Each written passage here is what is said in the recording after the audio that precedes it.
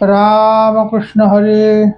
मित्रांनो, तुका म्हणे या तुकाराम महाराजांच्या अभंगाचं निरूपणाचं 93 नंबरच्या अभंगाचं निरूपणात आपण पाहणार आहोत. आपुले मरण पाहिले म्या डोळा, तो झाला सोहळा अनुपम्य. आनंद दाटली तिनी त्रिभुवने, सर्वात्मकपणे भोग झाला. एकदेशी होतो अहंकार आतिला, त्याचा त्याग झाला सुकाळ हा. फिटले सुतक जन्म मरणाचे, मी माझ्या संकोचे दुरी झालो. नारायणे दिला नसतीस ठाव, ठेवूनिया भाव ठेलो पाय. तुका म्हणे दिले उमटून जगी, घेतले ते अंगी लावूया. अभंगाचा खूप गूढ अर्थ आहे. निरूपण ऐकल्यानंतर तुमच्या लक्षात येईल की इतका सुंदर अभंग तुकाराम महाराजांनी कसा लिहिला.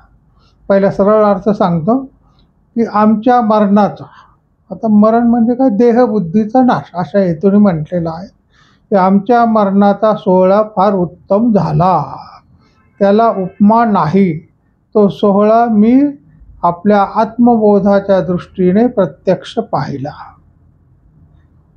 आता हा आनंद त्रिभुवनात मावेनासा झाला, कारण मला सर्वात्मक स्थितीच्या सुखाचा उपभोग झाला.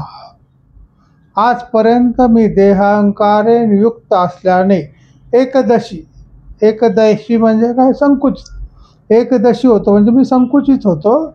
आता त्या अभिमानाचा त्याग केल्याने सर्वात्मक स्थितीचा सुकाळ झाला आहे.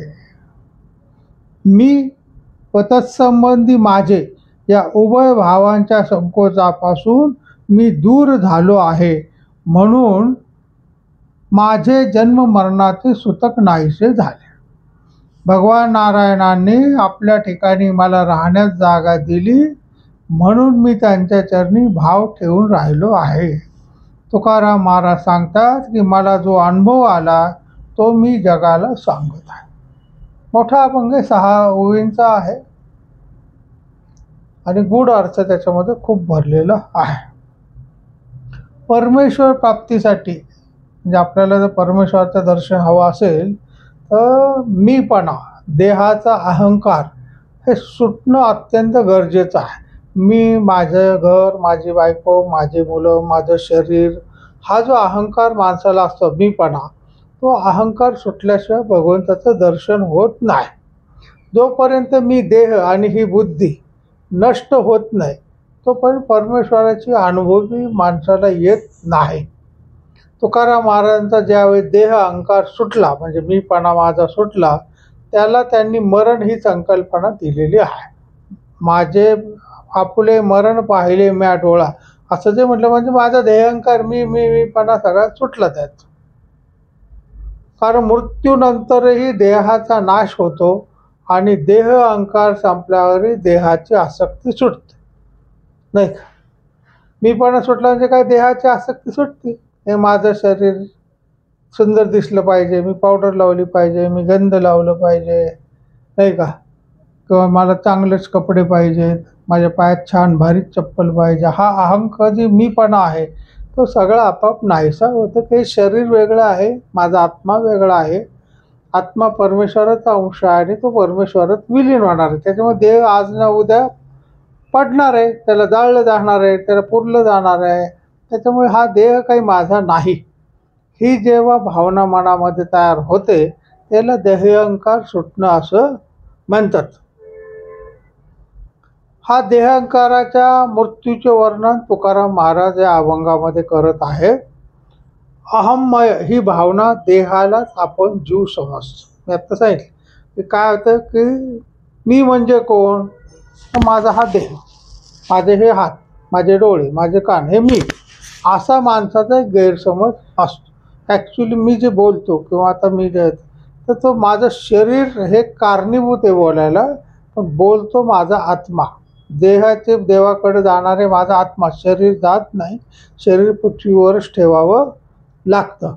म्हणून देह आणि आत्मा हे वेगळं आहे हे आपल्याला समजलं की प्रत्येक गोष्ट सोपी होते. आत्मा हा अविनाशी आहे, तर देह हा विनाशी आहे. देह हे साधन आहे. जुने कपडे टाकून जसे आपण नवीन कपडे परिधान करतो, तसं जुन्या कपड्यांचा मोह आपल्याला राहत नाही. आपण ते दान करून टाकतो किंवा फेकून देतो. तसं आत्मा हा देह बदलून दुसऱ्या देहात प्रवेश केला की आपल्या देहाचा काही उपयोग होत नसतो. म्हणून काय करावं, तर आत्म्याशी एकरूप व्हावं. म्हणजे आपल्याला जे बोलायचं ते आपल्या आत्म्याशी बोलायचं.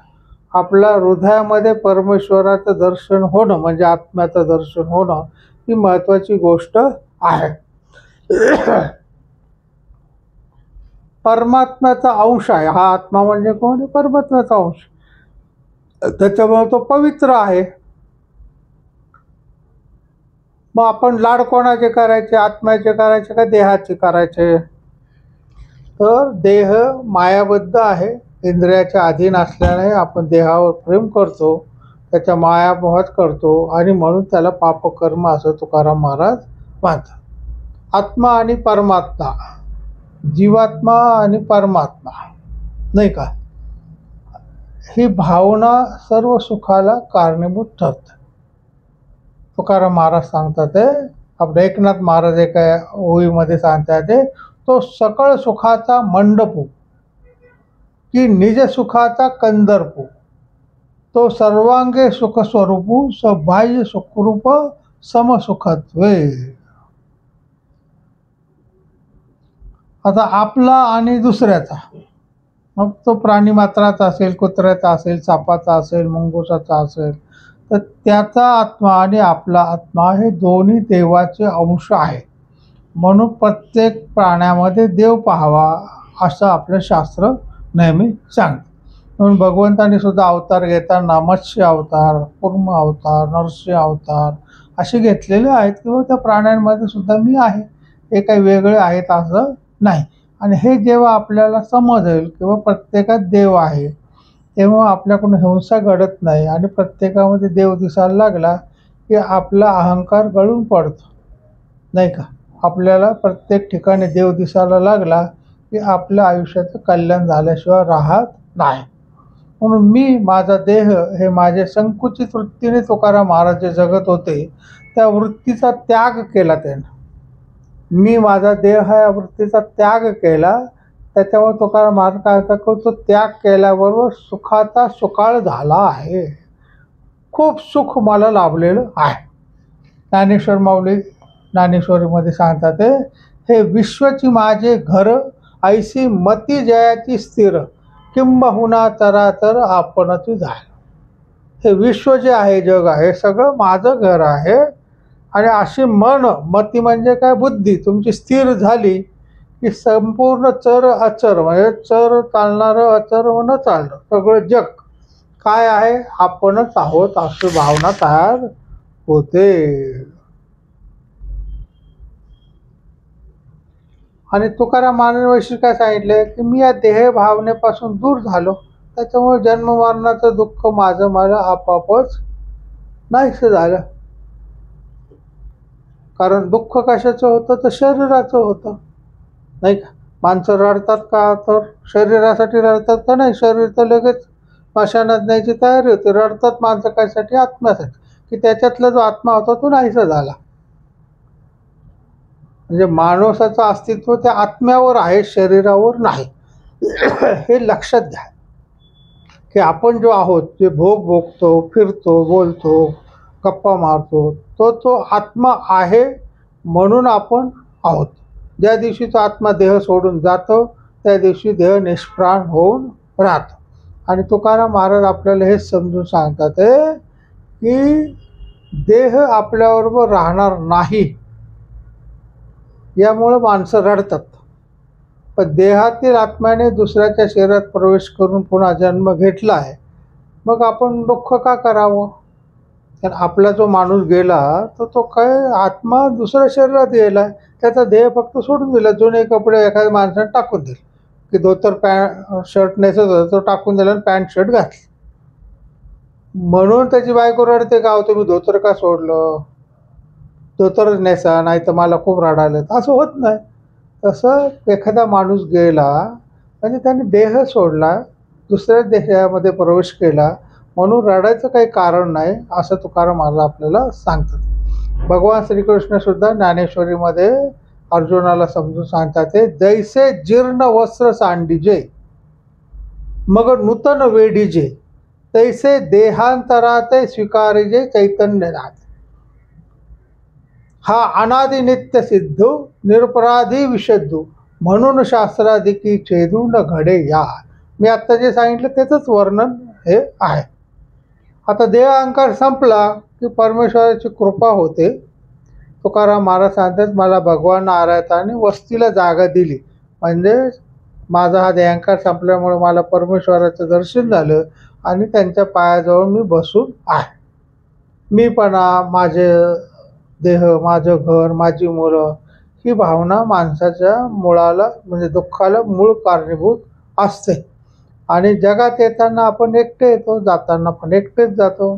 त्याच्यामुळे बायका, मुलं, घर, संपत्ती, काय गाडी घोडे तुम्ही जमा केलेले, हे सगळं दुसऱ्याला देऊन जायचं असं.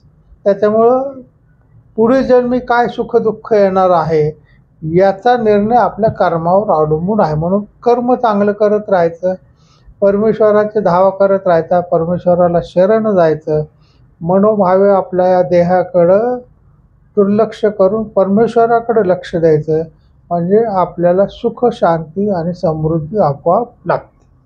आज आपण इथं थांबूया. आपले मरण पाहिले म्या डोळा, हा जो अभंग आहे त्याचा मतितार्थ किती सुंदर आहे हे तुम्हाला माझ्या परीने सांगण्याचा मी प्रयत्न केला. रामकृष्ण हरी.